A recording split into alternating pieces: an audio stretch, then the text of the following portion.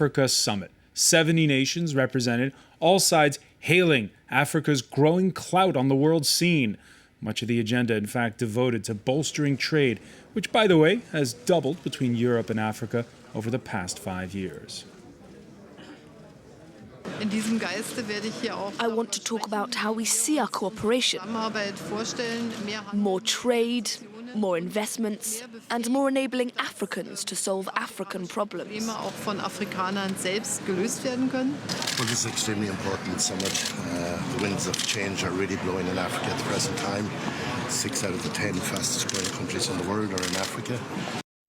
Now, the most quoted figure you probably heard in Brussels the last 2 days was 5%, as in the average annual growth in Africa. We're going to put that number, though, to the test with our guest, K.Y. Amoako. He's the founder and president of the Ghana-based think tank, the Africa Center for Economic Transformation. Thank you for being with us. Thanks. You have unveiled a nifty new index for measuring growth. Before we get to it, here in France, right now, we'd kill for 5% growth. You seem to say, though, that we should perhaps put a caveat on that number. No, what we're saying is that the growth in Africa has been very encouraging, but that we need to go beyond growth to economic transformation. And that for that to happen, we need to do a lot more than just grow. We want growth that is sustainable, that in the long run will reduce poverty. So we've come up with a way of measuring. We have this African Transformation Index that seems to measure African countries' performance on growth. And when you read reports or hear people give speeches and they mention GDP, how much of that is really just down to the fluctuations of the raw materials that are exported from the continent? Well, the African growth story over the last decade or more has been due to a number of factors. Obviously, exports have been important, extractive sector investments coming in, but it's also due to good economic policies, sensible economic policies, the improvement in governance. So the growth story in Africa, there are many factors behind that. So what made you decide to create this transformation index? Because we think we want growth to be sustainable. And what we did was we compared growth in Africa or development in Africa to what we call comparator countries, 8 in Latin America and also 2 in Latin America and 6 in Asia. And we discovered there were some reasons where those countries have, over the long run, managed to transform their economies and why African countries haven't not. So we try to draw some lessons for that in preparing this index. So we say growth with depth. That's what we need. And the depth stands for D, stands for diversification of production and exports. E stands for achieving export competitiveness. P stands for productivity increases. T stands for technology upgrading. And H stands for improvements in human well-being, GDP per capita increases, and also employment generation. And these are the factors that we think will make growth sustainable in the long term and transform African economies. All right, and when we can maybe call up the list of the countries that you have, 27 of them. 21. Of course, when you look at the top of the list, countries like Mauritius and South Africa, they're the ones with a head start, no? Well, yeah, that's true. South Africa, for example, has a long history, a strong economy. Mauritius has had very good policies, managed to diversify its economy and transform its economy over many years. So those are the reasons that those 2 countries are at the top. Yeah. You nonetheless raise alarm bells when it comes to economic giants such as Nigeria and Ghana. Yeah. Nigeria is because in terms of diversification has been very poor. Nigeria has relied so much on oil exports and oil production. The agricultural sector, agricultural exports have collapsed.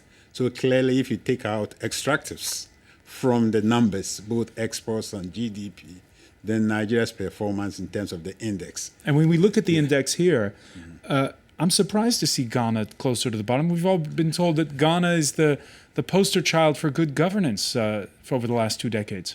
Ghana's story is very interesting. Ghana, over the index compares the situation in 2000 to the situation in 2010. So Ghana has dropped from where it was in 2000 to where it is in 2010. Ghana was number 6 in 2000, but it's dropped to number 16 or so. So it's dropped by about 9. Why? Because on competitiveness. Export competitiveness has been poor. Ghana has not diversified. The manufacturing sector in Ghana is still very low as a percent of GDP. Those are the main reasons why Ghana has dropped. All right, so turn back the clock to 2000. It's a country that relies on things like gold, cocoa. Now we're starting with oil. Yeah. Did you think in 2000 that there would be more diversification come today? We had hoped that there would be, but it hasn't. What kind of diversification would you like to see? We wanted Ghana to go more into manufacturing, for example. We wanted Ghana to diversify even within agriculture and away from extractives like gold and diamonds and all that into more other services and sectors. Yeah. Is it doable? Is it feasible? Are there counterexamples in West Africa, for instance, where poor countries are able to do that? Yeah, Côte d'Ivoire has done pretty well, despite all its problems. And you see Côte d'Ivoire is still very high on the index. Cameroon, for example, is also doing quite well. So there are examples, clearly. And those countries that are doing things right, what are they doing right specifically? Well, for example, in Côte d'Ivoire, as you know, historically, Côte d'Ivoire had a very well diversified agricultural sector, and it still has managed to maintain that. I think productivity has also increased in many countries. Uganda, for example, if you look at Uganda, you see that the productivity in the manufacturing sector and other sectors have increased. So there are very different reasons why different countries are doing well. So there are lessons to be drawn from Africa, within Africa. I was surprised, though, when I saw your report, because we're told of this burgeoning middle class in places like Nigeria. You're saying that it's just down to oil? No. Of course, the middle class is increasing, population growth. People so in terms of purchasing power, that's for sure. But when we're talking about job creation, when you're talking about moving to manufacturing, when you're talking about high productivity increases in services and the rest, then Nigeria is not doing so well. And whose job is it to do it? Here in Europe, we're having a big argument right now over how much the state should be involved in making those kinds of decisions you're talking about. In Africa, whose job is it to do it? Because the state has a role to play, but the private sector also has a role to play. So in the report, we call for a partnership between the private sector and the state, with the state leading in setting a long-term vision, with the state helping provide the environment for the private sector to thrive, with the state being a lot more productive in terms of having some form of industrial policy that will help countries or private sector go into new markets, new exports. So the state has a role to play, but the private sector is the one has to produce the outputs, the exports, and the jobs. So it's a partnership that has to be created between the two.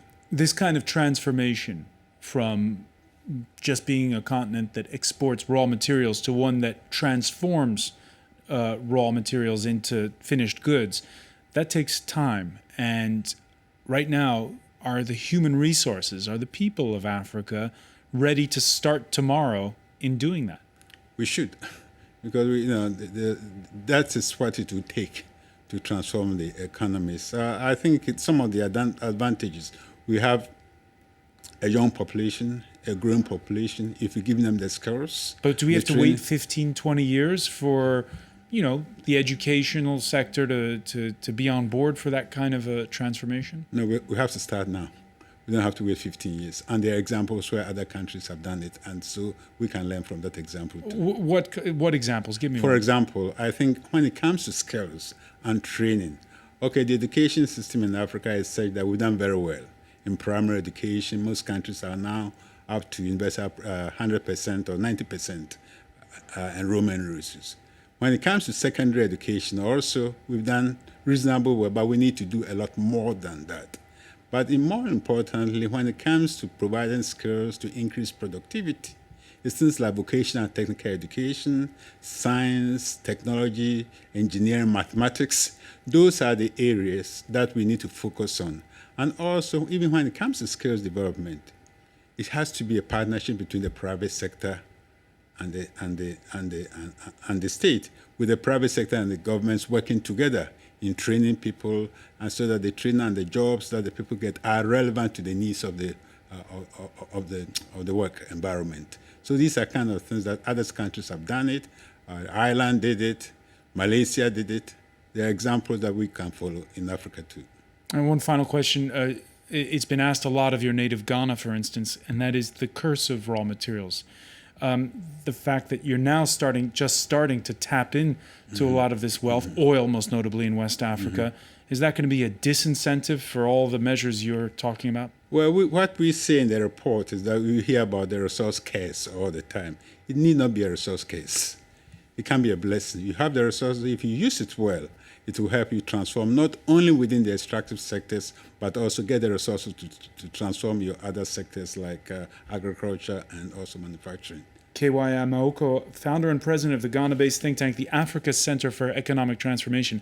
Many thanks for joining us here on France 24. It's been a pleasure. Stay with us. Much more to come. We'll have all the day's news, plus sports. Paris Saint-Germain's victory over Chelsea topping the bill. Stay with us.